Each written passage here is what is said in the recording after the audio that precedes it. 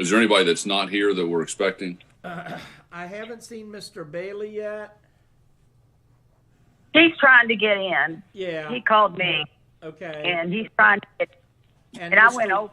And Mr. White are the only two that have indicated they were joining that aren't here yet. Okay.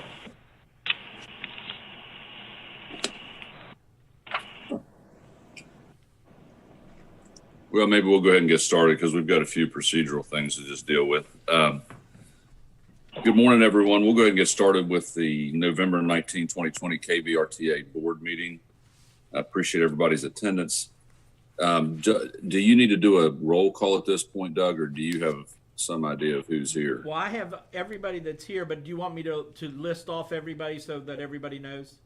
Yeah, no, because I assume at this point it's been recorded. Yeah. We're recording this, right? Yeah. Okay. We have Beth Amandus Baker, and that's, you guys, congratulations, Beth, on that.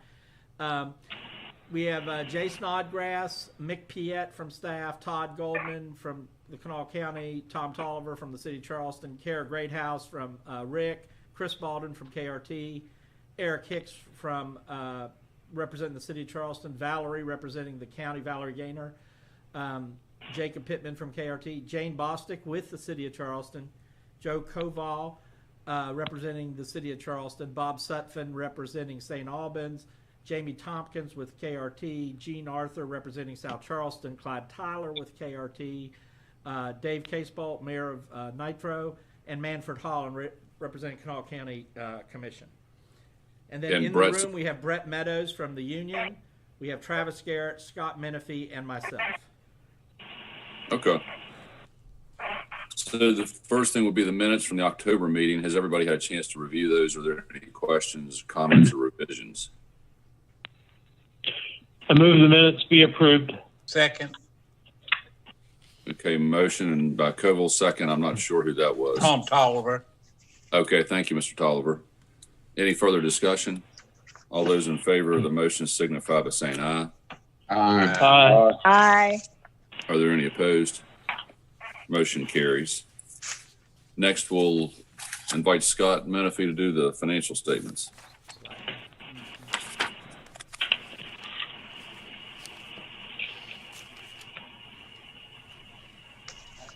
In the packet should have everything there. So if you look at Schedule 2 on the statement of revenue and expenses for October, total revenues was the $171,564, and operating expenses was the $1,158,123.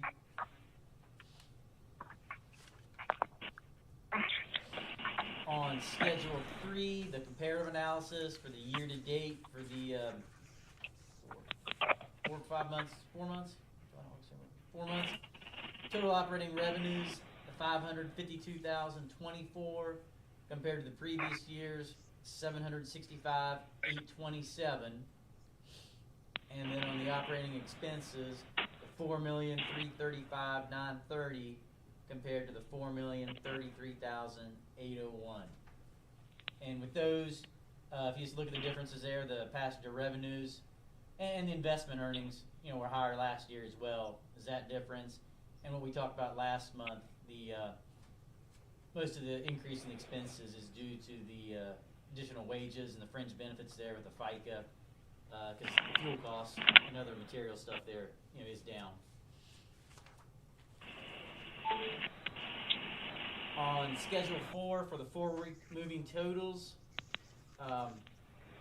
both down. On revenue, though, you'll notice the decrease is not as great, and that is due with, we had talked about earlier with our paratransit service, the SOAR revenue. It took us a little bit of time to get that billing in. We'll be doing that monthly, and it's increased, at least steady, but we were catching up there for the July and August, so everything kind of hit this month, and that kind of threw those numbers off. So it made it look better than just regular passenger revenue that we're used to. But going forward, it should be consistent with the monthly billing. On Schedule 4B for the fare box revenue, average has been 17 to the 19,000. And again, you'll notice there we had a 12,000. Our farebox puller, he had a death in the family, and instead of, we weren't pulling that every day, we were pulling it every other day. So some of those numbers got into the week after that. But again, numbers had stayed constant. Nothing really changed there.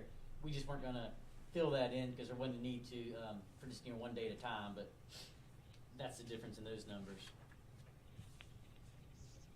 On 4C for the farebox, the actual ridership for the month of October just passed was 86,452 compared to the previous October of 145,047. Decrease of almost 60,000 because there wasn't a need to. But again, it's consistent. Really hasn't changed a whole lot going up or down. We're about 60% of what we were, prior to the pandemic numbers.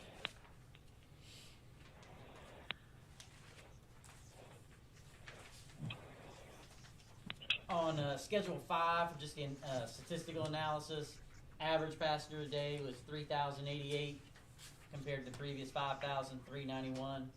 And for the month, 82,855 compared to the 133,061.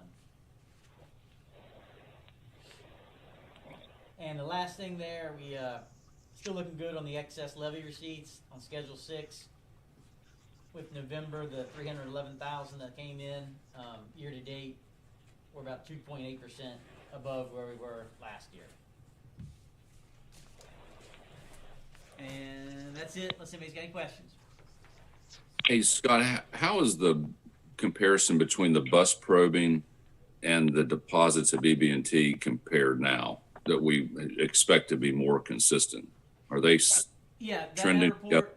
We're Michael does it each month, and again, we're like 1,000 over, which it should be. It's a small number over, and it has stayed steady on that. And then also this past month, we did receive the, it was an ACH they sent for the insurance proceeds. It came in this past month. That was that was showing there in the other revenue line on Schedule 2 or 3.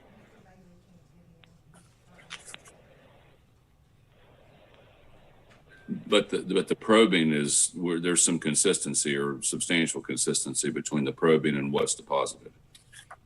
Yes, on those numbers, like I said, we're just over that each month, and daily still looking at that. Hasn't been any large swings where there shouldn't have been, but it is consistent as far as what's going in farebox, the ridership, and the deposit.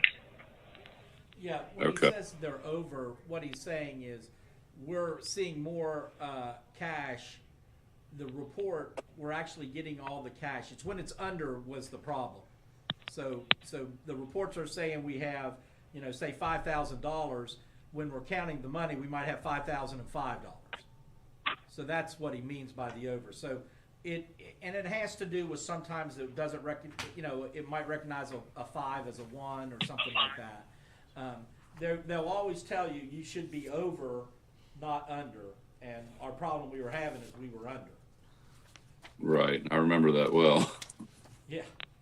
The other thing I think it's important for everybody to be aware of is on the excess levy receipts. There's been 2 huge tax appeals that have been reported in the media in the last week and a half. And that might start to play into our levy receipts over the next couple of years because some of these big assets that international and national companies are trying to get some tax relief on. And it appears that the assessors are being fairly reasonable with those folks, that might be some impact on our budget in the next couple of years. Does anybody ever have any other questions for Scott? Okay. Well, I'll let you start with item 3 then, Doug. Okay, we do not have any invoices over 5,000 that weren't budgeted for, so we don't need to do anything there. Our self-insurance report is attached to your packet. There's not really much change there. A few new claims have been added, a few have been taken off. The CAT operations report is also there, not much there, other than if you look at the CAT report, down at the bottom right-hand corner where it says SOAR receipts, again, that's the backup some of those monies received this month were from prior months, but we are caught up now with that, and that's a program that is to, we, working with the West Virginia Public Transit Association, got a grant to provide some service, and we're able to charge our fully allocated cost for those trips, as opposed to when we do CAP, where we're restricted to only twice the regular bus fare. But there's a strict eligibility of who's eligible to ride on those trips. So that's a nice little help, considering we're down about $45,000 a month in regular bus fare revenue due to the lack of ridership. With that, I'm going to jump into the transit mall. We've got a lot going on with the transit mall, and I'll try to be brief. The biggest thing that for you guys is in your attachments, I sent you a cost estimate of the project for the transit mall, which if you go down and look at the bottom right-hand corner, it's $2,200,000 and some change is the estimated cost. These have been updated as of October 30th. There's one item that we're still not quite sure on the cost. We've put $50,000. That's the item highlighted in yellow. We've allocated $50,000 for that cost, but we don't know what that is. And we've been told by AEP there's now a work order, and that they will have that cost to us by the end of this month or the 1st of December. And what that is where the building sits now, there's a underground trunk line that goes through the city of Charleston, and they won't let us build over top of it. So we have to relocate it. Apparently in 1984, when they built the transit mall, nobody knew it was there, or they didn't think about it because they let us build right over top of it. So we have to reroute that, and to make the project work, it's just one of those things that we had to do. And obviously AEP is not willing to pay for it, so we will have to pay for that relocation. We do have all the design of the path. It's just waiting for them to finalize their cost figures. Down in the middle where it says Ticketing Plaza, it says Ticket Station Operations Building, and then it says KRT Direct Purchase Items to be installed by the contractor. We'll get into that a little bit later, but those are items that we're buying ourselves, so that we're not having to pay a contractor markup of, adding about 20% of the cost of those items on. If we buy them direct and just have the contractor install them, it's a lot cheaper. These would be the outside bus shelters, the video displays, the surveillance systems, the cameras. What the contractor will do will run conduit and pull wire to those points, and then we'll come in after the fact and give them the actual materials, and they'll just have to mount them, or we'll have another contractor mount them. But that'll save us substantial. For example, the camera system, we'll use our security people. So those are it. We had set aside in the capital reserve account, we have $2 million set aside for this project. And then that extra money on those line B in the ticket station, the direct purchase lines item, we're going to write a federal grant, and we'll have to, 80% of that cost will be covered with federal funds. That's kind of where we are. We're kind of right on budget. The budget does include a $47,000 contingency. So we're pretty close to budget, a little bit over what we thought, but there are funds available that we can utilize that to make that happen. I went into the one AEP problem. The other issue is unbeknownst to KRT, and I guess the city knew, but it turns out in our existing building, all the street lights, or all the walkway lights on Brawley Walkway and a traffic signal light over on Court Street are controlled out of our building. And we've been meeting with the city traffic engineers and engineers and officials, and the two contractors, or the two service firms. We're using GAI, they're using Thrasher. We've all gotten together and we finally resolved all those issues, and how we're going to maintain power to those lights during construction. Also, what we need to put back in the building, what we don't need to put back in the building. But that kind of was a wrench that got thrown in the engine near the end of last month, and for the last basically 2 weeks we've been on hold until we could figure out what we were going to do with that, and we think we have a good plan for that. We already talked about the update on the cost. The city lease is progressing nicely. Due to some changes in the building, we have to have a new survey description done, because it looks like we're going to need about 2 or 3 more feet to the north of the existing lease line. But as far as the lease progress, and Todd might want to speak to this, we've been working with Jackson Kelly and the city attorneys, and we think we've already gone through one round of meeting and talking with each party. The attorneys have met with the insurance people, that where the most questions were. Those were resolved last week and are being forwarded to the city for their review. Todd, do you have anything to add?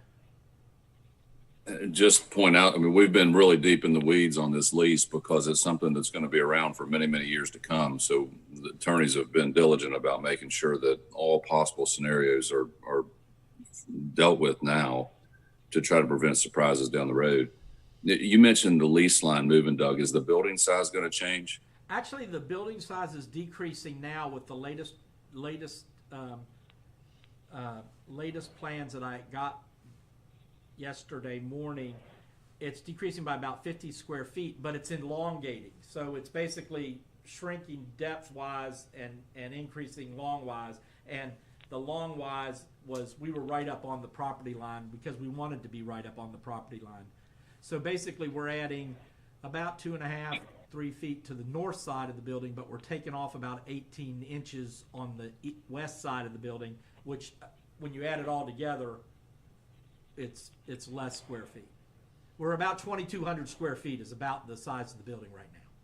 So whatever the size of the building needed to be to accommodate the power supplies has been addressed, and the building size will probably stay close to what it is now. Yes, and on that city power supplies, now all the new power for the park, the stage, the ice rink, the food trucks, anything to do with what is now existing Slack Plaza power will now be powered off of Summer Street through a kind of like how Haddad Park is, with a waterproof box that's mounted kind of behind where they're putting their stage. We'll still power the lights on Brawley Walkway between Capitol Street and Summer Street. We'll still power the lights on Brawley Walkway between Laidley Street and Court Street, and we'll still have the Court Street traffic light. All other power that goes through the city functions will be separated now out of the building. It seems to be a compromise that everybody's happy with. That was just reached yesterday morning, or day before late Tuesday evening. So we had a Zoom meeting on that yesterday to finalize all that, and so that headache is gone. We have heard back from Mr. Stanley at Embrose Property. They own his parking lot, which is to, if you're in the Transit Mall, to the south side of the Transit Mall between, you enter off Summer Street. It's where the Bowles Rice, between the Bowles Rice building and ours.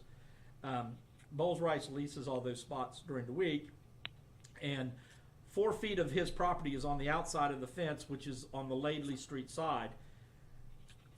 To the ADA requirements, we have to relocate the street. We have to add 2 feet of sidewalk on the east side of Laidley, and then have 8 feet of sidewalk on the west side. So we're actually moving the whole street over 2 feet to accomplish that. Well, to make that happen, we had to have an easement for this 4 foot by maybe 60 foot, 70 foot piece of land. Mr. Stanley has agreed to issue the city an easement. We are working, I'm trying to figure out who is going to actually write the easement, whether it's the city attorneys or we're going to have Jackson Kelly do that. But we are now getting the survey description of that strip of land. In exchange for that, we're KRT in building its project, which we had talked about doing possibly anyway, will be replacing the fence line there, replacing the fence. So that all those costs were included in here already in our cost estimate, but that was kind of the carrot at the end of the stick instead of trying to buy that strip of land and go through that process. So those are the big things we've got. There's a lot of stuff going on behind the scenes. There's a lot of daily looking at stuff on getting this project. Our goal is still to try to go out to bid in January. This delay because of this electrical system for 2 weeks, basically we couldn't make any decisions till we figured that out, was kind of making that timeline tight. I don't know if we're going to meet it. We're still trying to, but at least we've got that hurdle out of the way. Scott, anything else you could think of on the transit mall? Should be good. Just want you to know it's constant work, and we're trying to stay on top of it. Calls and emails every day, and the not being able to meet in person has kind of slowed the process somewhat. But Todd, you got anything else on the transit mall that? Do we have any feel for the city's timeline to do their part of the project? Yeah, actually, as our stated goal, and I'm going to throw some dates out just to do it. We were going to have our pre-build meeting in early February or late January, early February, and then actually our bids were going to be due on February 11th. So after February 11th, with a cursory review, we should know who the contractor is going to be. 2 or 3 days after we open bids at KRT, the city is going to have their pre-bid meeting. Their goal, why doing it that way, was what it will do is, number one, the contractors in play will kind of maybe have an idea if they're getting the KRT job, and if they then they'll have to submit their bids 3 or 4 weeks later to the city. The city may get a better price. We may get a better price because during our pre-bid meeting, we'll be talking about the city project is coming right after this. Obviously, we talked about bidding them together. That just wasn't feasibly possible. So the city is kind of piggybacking is not the right word, but they're coming in right behind us. But the contractor that by the time you award a contract on February 19th, which is I think is the board date, or the third Thursday in February, at that point, the contractors still haven't submitted their bids to the city. And if it's the same contractor, he can then maybe save some money. They'll know maybe we'll save some money on the front side because they know they've got this other job coming in right behind it. So that's kind of the process. And then originally, we both hoped to be turning dirt by 1st of April.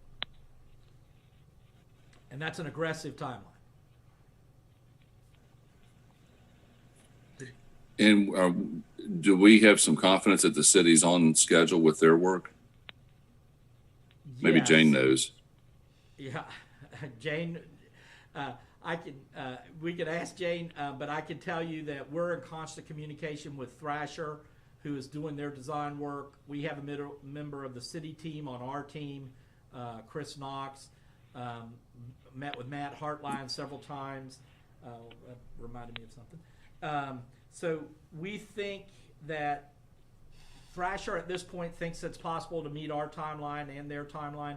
The question is, everything might be pushed back a couple weeks, and just because of this delay, we did these timelines and these goals before we found out about this other issue, and hopefully no other issues will pop up. I did want to say the city has tentatively agreed that during construction that we'll relocate our bus loading zone up to Court Street 1 block to the west, which means we really don't have to do any major route restructuring during construction. They're still dotting their I's and crossing their T's on a few things there, but we had a Zoom meeting this week and we tentatively have agreed on that, which is our preference. So that's working out pretty good. So we'll be right outside the mall? Yeah, we'll be the same scenario. We'll be south of the crosswalk. we don't want to block the food. We won't be able to block where, people do their drive-in and pick up their food. But basically from Five Guys, I guess, is that what they are, Cordoba's or whatever, we'll be there to Quarrier Street, and then we'll be along the west side all the way down to the Schonk building. Or east side, I'm sorry. So that's the plan there. We do have a couple buses that lay over for a long period of time, like for a lunch break in the transit mall. Those we'll have to find another place to set them during that time. But we're hoping that we can get Court Street instead of the configuration we had 5 years ago or 4 years ago when the water line broke on Laidley. We were out of there for a month, where we had some on Laidley, some on Quarrier. It was just hodgepodge all over the place. But that's all I have on the transit mall, unless there's any other questions. Any questions from the public there, Travis? Okay. Fuel program update. We are having a delivery today. Based on the numbers that I see, and Clyde can correct me if I'm wrong, because I think he and I have a little discrepancy in the lumber. Counting the delivery today to TTA of 4,000 gallons of diesel, I have us about 16,500 gallons short of our minimum contract. We are hoping that we have until next Monday to order fuel. It has to be delivered by, Clyde, correct? It has to be delivered by next Tuesday at midnight for it to count? It'd actually be next Wednesday at midnight. Oh, Wednesday at midnight. Oh, we bought an extra day. Great. Well, hold on. You're right. I'm sorry. Okay, The 24th right. will be the last to receive, yeah. All right, so Tuesday at midnight, for it to be actually put in the tanks. So Correct.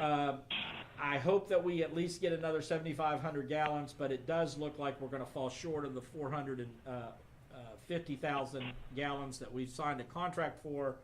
Hopefully, though, it'll be less than 10,000 gallons short. And that means we have to write a check for 10,000 gallons worth of fuel that we're never going to see. And this is because we reservice to the $20,000. We just didn't burn it. Go ahead. $20,000 roughly. $1.96 a gallon. Yeah. Yeah, but a month and a half ago, we thought we were going to write a check for 90. So, Yeah. we've eaten up some costs, or we've been able to minimize that exposure. That is correct. We cut a deal with TTA, and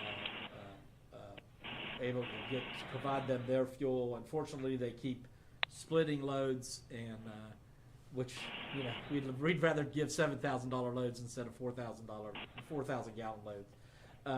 But it's better than we were. As I said, and Todd said, we were looking at this. We were thinking we were going to be about 40,000 gallons short, and we've been doing everything we can to.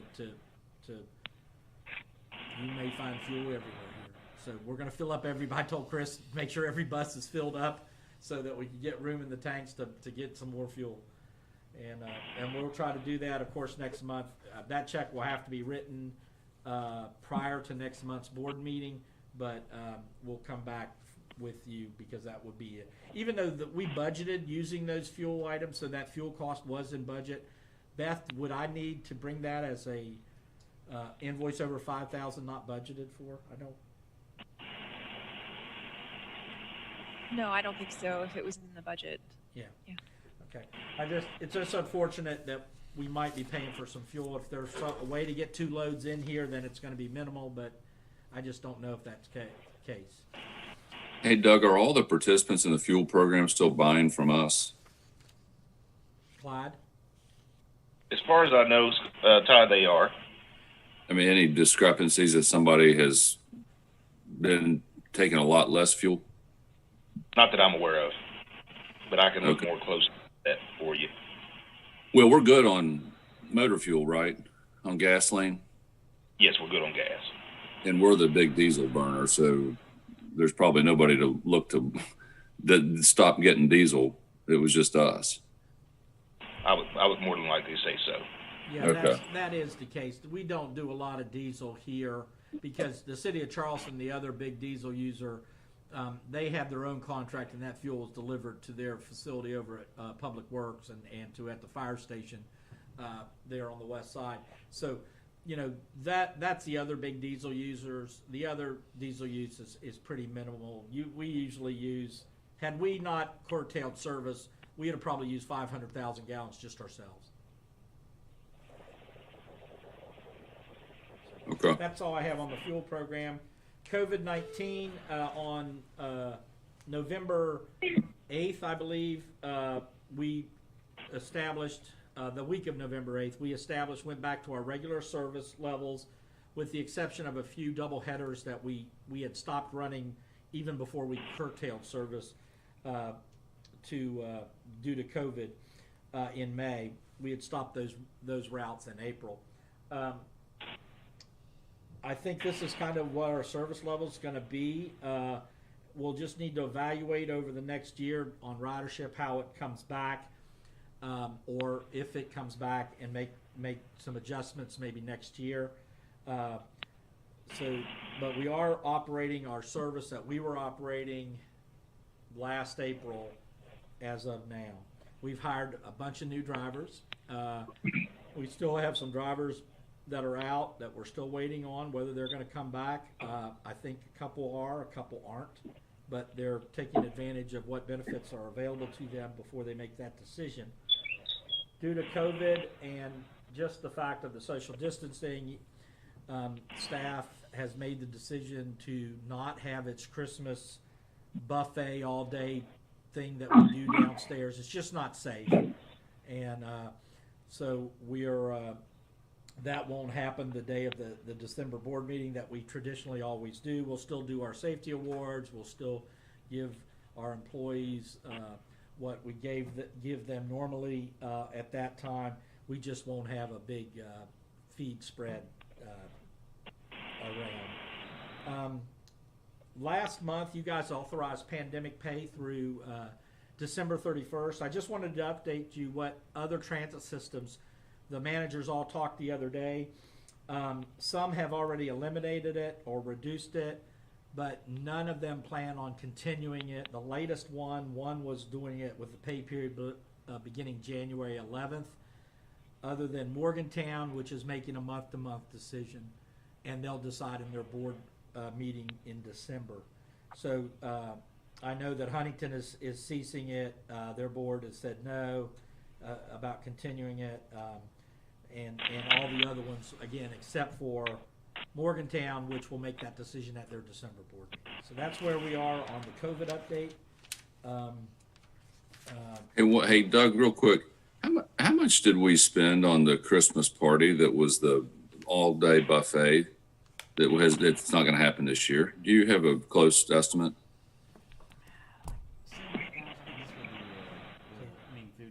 For the food, it was about $7,000. Okay. We also give the employees, each employee gets a $50 gift card, but that wouldn't be included in that cost. That's on top of that cost. Okay, I just wonder if under the circumstances, the board might be inclined to enhance that gift card that's been given out in the past in light of the fact that we've had to eliminate the Christmas party. Does anybody else have any thoughts about that? This is Bob Sutton. I think that's an excellent idea. This is Jean Arthur. I kind of agree with that too. So what do the $50 gift cards cost, Doug? I mean, obviously $50 per card. That's not what I'm asking, but as far as in totality. It was $7,500 last year. That was for 138 employees, something like that. And are we in this range of employees? Yes. Yeah, we're about 140 employees right now. The other thing to think about with that, though, too, I mean, it can still be done, but in terms of fringe benefits, the de minimis, dollar amount, that $50 already exceeds what the IRS recommends. So, I mean, we're getting to the point where anything increase, we should have to go on a W-2 as part of wages to do it correctly, which is not a problem. But again, we're already above that threshold. We really shouldn't exceed it by by not reporting things correctly. So what you're saying is right now we don't withhold on the $50 gift card, but if we increased it, that we probably would have to withhold on the entire amount. To report it correctly, yeah, kind of like what we had done when we did the bonus pay. You could back out, your federal or state withholding. You still have to have the FICA with that. We could get, whatever gross amount you wanted to make or net amount. But again, we're already not doing technically what's supposed to be done, but it's still a minimal amount. Okay. I would be inclined that we somehow use the money that was budgeted for the Christmas party and return it to the employees in some form as a thank you at this time of year, recognizing that, a lot of the stimulus money that was handed out by the federal government has dried up. There's no guarantee that there's a stimulus coming, and that it's money that we intended to spend on that type of appreciation anyway. Well, I make a motion that we go ahead and move forward in doing that. Okay, so that's kind of vague, Eric. Do you have? Yeah, the motion would be that we go ahead and use the money that was allocated for the Christmas party to go ahead and give that to the employees in some format, whether that be in a direct check or however, we need to do that from an accounting standpoint, that we make that happen. I'll second that. Okay, so there's a motion and a second. I just want to make sure Scott's on board and we're not totally overrunning what he thinks is reasonable. Scott, are you able to make that work? I just don't think we should do it as simple as just doing the gift card. But I mean, it's no effort at all to divide that out, whatever the dollar amount, would have been for the Christmas party. And, we round it to whatever number we need to, just to make it an even number by taking the FICA taxes out, but nothing else, and put it on with a separate payroll check when we issue payroll out one of these weeks by direct deposit. That's not a problem. So the motion, the way I understand it. So you want to pick the format of how it's distributed is what you're saying. Yeah, I would just say do it in the format that is easy for you to administer from a payroll standpoint. Okay, so the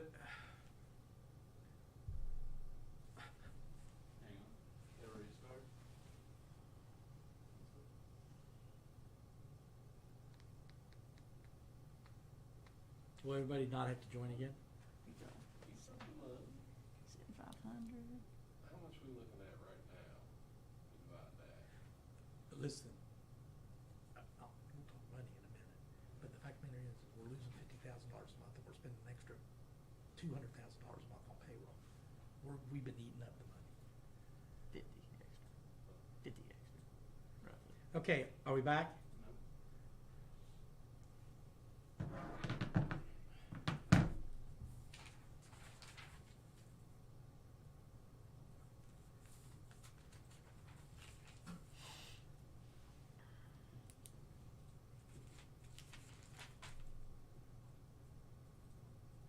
They can't even see me, can they? Yeah, I think the whole thing's offline. Just trying to restart. I'm letting it do its thing. I'm not going to do anything to it. Okay, it's coming. It's at least thinking. There we go. All right, are we back? I can hear you now. Okay, Yes. The connection crashed to Zoom, so we had to reboot the meeting. So if I can restate, the motion is to authorize staff to take the funds normally spent on the Christmas party and allocate those to the employees in a way that meets the IRS regulations. Dave Casebolt that he was concerned about the amount of the contribution or donation, whatever you want to call it, relative to some de minimis amount of $25. Did you or Scott hear that? Did not hear that. What was the question again, Mr. Casewell? Dave, can you restate that? Yeah, it's our understanding here, because we're talking about this, and not, in fact, a couple years ago we did it, but we were instructed by our auditors that we could only do $25. That was the maximum. Anything over that is not legal. It's my understanding. Now, if you guys can find out that it is, that would tickle me to death. We're wanting to do the same thing here, and I'm all for doing it for those guys, but I just don't know if you're allowed to go over $25. That's what I was trying to say. In the form, we aren't doing it correctly. It had been maybe years ago at 25, and we had increased it to 50 and just left it with the gift card. But again, it's not the correct procedure doing that, and that's why I wouldn't recommend doing it a higher amount in the incorrect way. We can again, we can allocate this extra money, and even if we need to back down to the 25 level, do a $25 gift card, and then do the other $75 approximately in the correct format. Okay, and so I think the motion would be that to spend up to the amount that was allocated already for the Christmas party, so that is distributed equally to the employees. Are there any more comments or questions? And we're going to have to leave it to our CPA to get this sorted out correctly. But if there's no more comments or questions, there's a motion on the floor, and I'm going to call the vote. All those in favor signify by saying aye. Aye. Any opposed? Motion carries. Thanks. Okay, on to new business. Yesterday evening, you should have gotten an email with reposting the packet, but have an award recommendation for 500 series buses. We've had a lot of, I don't know what the right word is. This has been a difficult purchase. We've done everything we can to try to accommodate all the vendors. There were lots of requests for exceptions and equals, and we basically don't think we denied any of those, maybe one or two. Got the bids in, and the bids were convoluted because some people included some required options in the base price, and some vendors put it separate, which then had to add in. So way it looked like their base price was this. In reality, it didn't include other required things, so the real base price was here, and so they weren't on apples and apples. Clyde and Chris Baldwin have spent about 2 days this week sitting in the conference room, going through the bids line item by line item, creating an Excel sheet to try to get an apples to apples comparison. One of the vendors after the board meeting pointed out that it wasn't an apples to apples comparison.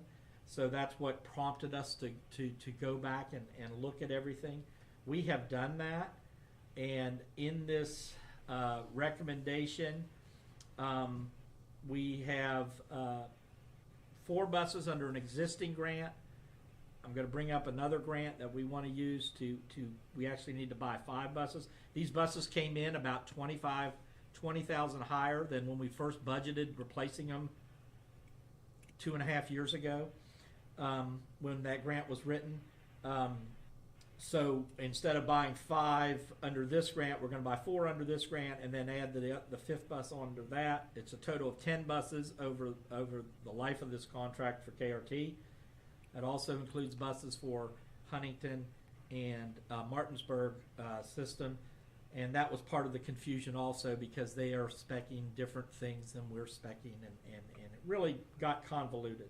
So basically what we did is we went back and looked at the Clyde and Chris went through each line, looked at their base price, what it included, what it didn't include, added in the things or deducted things that were required in our bid spec that weren't accounted for or were accounted for, and made adjustments to the bottom line, and then came up with the total. So the 3 totals were from Creative Bus, $114,437 per bus.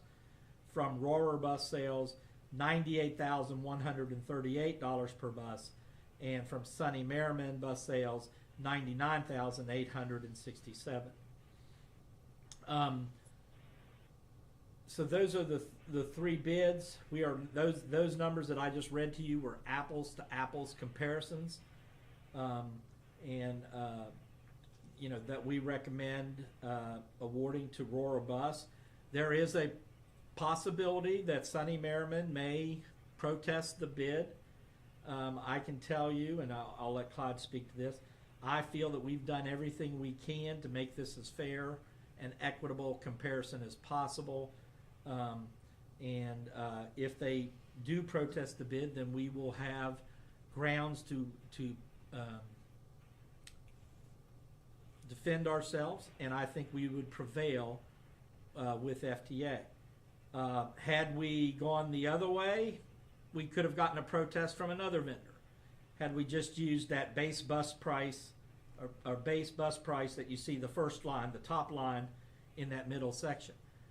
We would have probably got because again, Roarer Bus included a lot of stuff that Sunny Merriman was charging us after the fact for. So that's where we are on that. Clyde, I'll let you speak to this too, and what your thoughts are.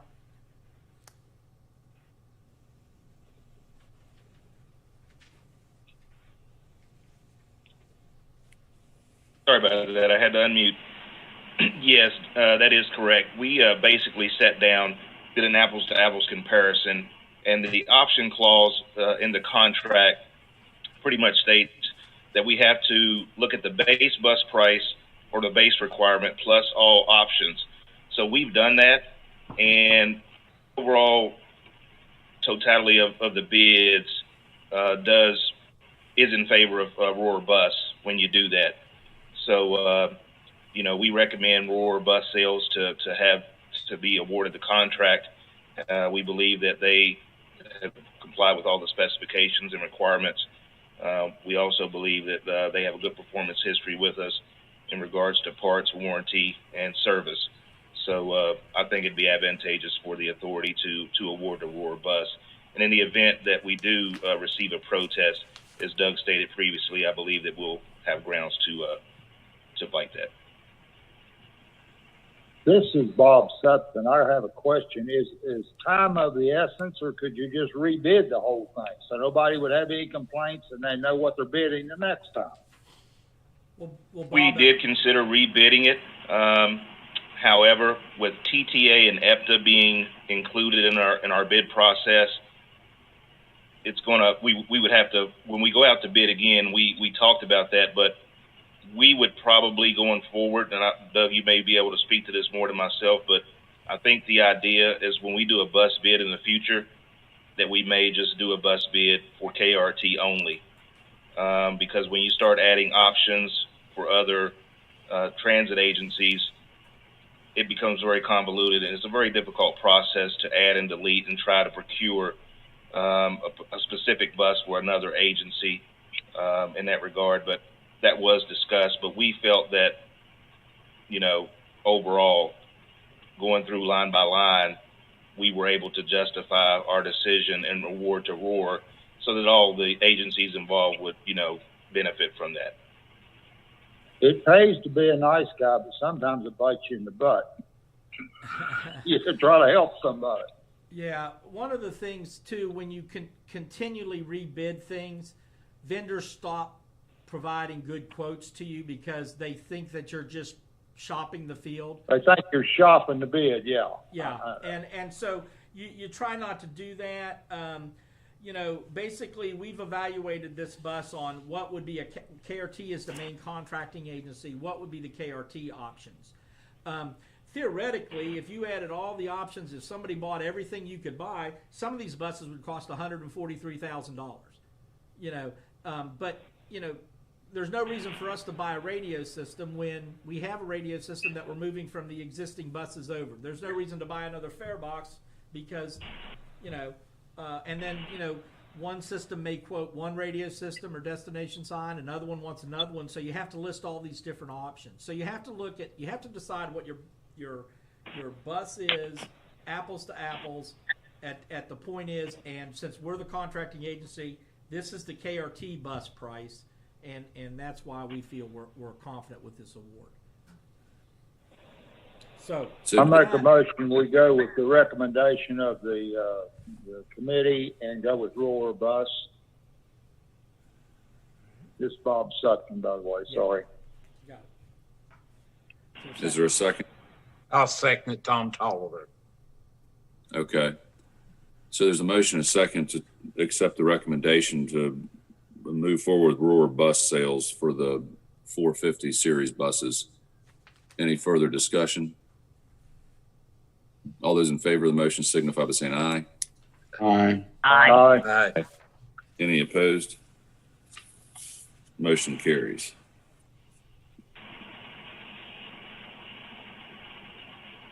Looks like 5B, Doug. Yeah, I'm sorry, I was just making a note. All right, in the original packet I sent you, there was an attachment under the board attachments of direct purchase items. I briefly mentioned those earlier in the discussion of the transit mall cost. This kind of lays out what those items are. Obviously when we did the budget at that time, I've done cost estimates with all the different varying vendors, so these numbers are pretty close. We'll need to buy 7 bus shelters, cantilever type. There is an existing contract that we have access to that TTA bid for bus shelters, but in that contract there was no cantilever bus shelter spec. So I feel that we should give everybody an opportunity to do that. I've reached out to 4 shelter manufacturers in the United States that have worked with KRT in the past, or we know of, and they're all have sent me their contact information to solicit quotes for. So we think that cost, based on the estimates, is going to be about $92,000 for those 7 shelters with lean rails and AC powered lights and a display case for us to put in bus schedule information or sell ads or whatever. The passenger information systems are the outside signs or displays, kind of like when you go in an airport where it says your next plane is leaving at such and such, or if you're in a subway, the next train is arriving, the 1C will be arriving. This will take the information on our KRT Live and put it where it will be placed in the transit mall for our passengers that are waiting on buses to be able to see this. It includes a large display mounted on the building, and then either individual displays in each bus shelter, or those would be small displays, or 3 additional monitors spaced out throughout the area that would provide that information. The estimated cost, even if we go the individual routes or the 3 in the shelters, it's about $65,000. Ticket vending machines are a way for passengers to buy fares when we're not operating the office. We've had one in the past down here, but these are different types of machines that will be built in, and these will be able to reload magnetic or RFID type cards. So that, like when you're riding the subway in Atlanta, you buy the card, you just reload it, and then you can use it on the buses. So, and this technology is that we're looking at is compatible moving forward with other fare media collection process. If we did go with a cashless fare and we just use a swipe type fare down the road, these machines would be able to provide you with that type of service. Like office furniture and building furniture, that's a catch-all for to work on the building, to put it inside. Miscellaneous computers for the equipment down there, and then all our surveillance and security items. We'll probably adjust these lines a little bit, but I'm looking at a $400,000 overall grant. Part of the non-transit center parts of this grant are the 1 extra 500 bus. We we talked about earlier. I'll have to make it, I'll look at the numbers to make sure we have enough to buy all 5. That number may get skewed just a little bit. And then a replacement supervisor vehicle. We replaced one last month, and we have another one that was due to replace next summer. So that's in there. Total grant request would be $400,000, which 320 would be federal, and 80 would be come out of our capital reserve account. DDA contracting opportunities would be $248,000, just a tracking item that we have to keep with record keeping for FTA. So what I'm asking, since I did not present these capital grant items during when we did budget, I'm asking for authorization to apply for a capital grant to include these items approximately in the amount of $400,000, $320,000 approximate dollars of 5307 funds. Will this be an all or nothing? What's that mean? Will we get all of the money that we're requesting if the grant's approved, or is there potential we'll just get part of it? No, we actually have $1.8 million in 5307 money sitting on the sidelines. So we're just reducing what our reserve of federal funds is. You're just allocating how it's being spent. That is correct. Okay. And I'll be happy Would to someone answer make any a questions. motion to accept the itemized expenditures out of the 5307 capital grant? So moved. Mr. Sutphin moved. Second.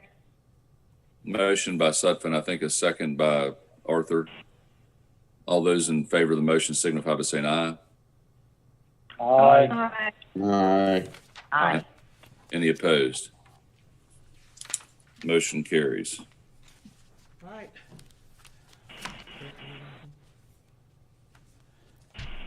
Scott? Hey, before we all move on for the day, I know Brett's sitting there. I assume you can hear me well. Brett, I don't know what kind of communication you go back to your members, but can you make it them aware that the board decided to, even while the Christmas banquet was canceled, to disperse that money to the employees? That, you know, we appreciate the fact that your group and all the staff at KRT has hunkered down during this pandemic and worked hard. And, you know, we don't like having to make those cancellations, but we're doing our best to make you whole. And hopefully they're appreciative and recognize that we're doing what we can under the circumstances. But if you'd relay that message, I would appreciate it. Will do. I would thank y'all for, you know, the bonus earlier this year and stuff like that, for the pandemic pay. Even though, you know, the cases are starting to go back up again, it's a fight every day, but I want to thank the board and all for, you know, continuing to the end of the year. The bonus that this year for Christmas. So thank you.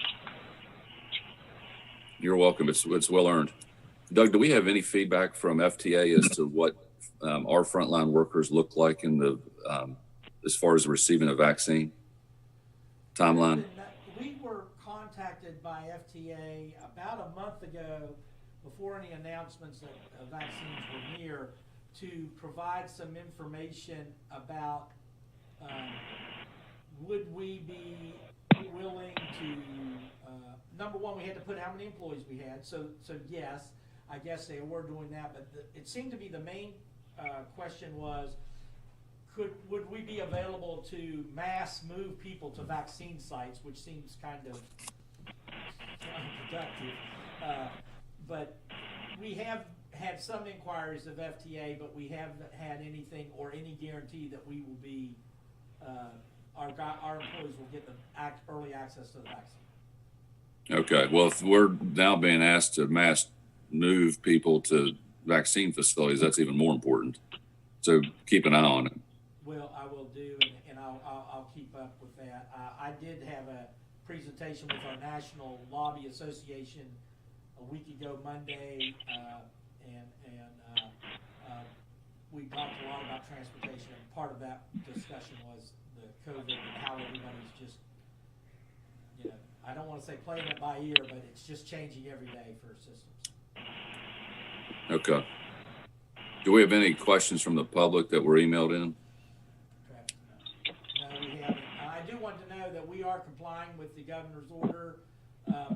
Everybody in our building has to wear a mask at all times unless they're actively eating or in their office with their doors shut. And so, there's not a lot of social interaction here right now. We've actually met by Zoom as a staff yesterday. Okay. All right, that's all we have. Great. A good meeting, Doug. Thanks, guys, and thanks everyone for attending. We'll Okay. Thank you.